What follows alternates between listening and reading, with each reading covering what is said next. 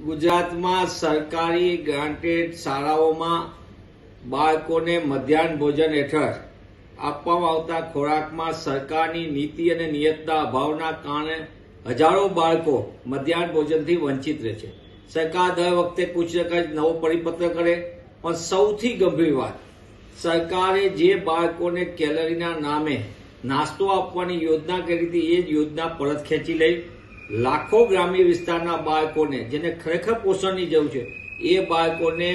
કેલરીથી વંચિત રાખીને અને પોષણક્ષમ આહારથી વંચિત રાખવાનું પાપ ભાજપ સરકાર કરી રહી છે। પોતાના મળતિયાને કરોડો રૂપિયા આપનાર અને એમની છબી સુધારવા માટે કરોડો રૂપિયા ખર્ચ કરનારી ભાજપાની ભ્રષ્ટ સરકારે મધ્યાહન ભોજનમાં બાળકો માટેની પોષણની જે યોજના બંધ કરી છે એના કારણે બાળકોને સ્વાસ્થ્ય ઉપર પણ અસર છે અને જે ગુજરાત કુપોષણમાં સૌથી ઊંચા દરે સતત વધી રહ્યું છે અને કુપોષણના સૌથી વધુ બાળકો ગુજરાતમાં હોય તેવા સંજોગોમાં સરકારના નિર્ણયથી કુપોષણમાં વધારો થશે અને પોષણક્ષમ આહારને વિના જે બાળકો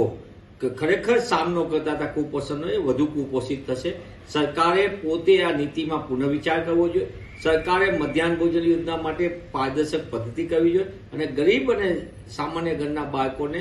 પોષણયુક્ત ખોરાક સારી રીતે મળે અને બાળકો તેનાથી લાભાન્વિત પૂરેપૂરા થાય તે દિશામાં કામ કરવું જોઈએ।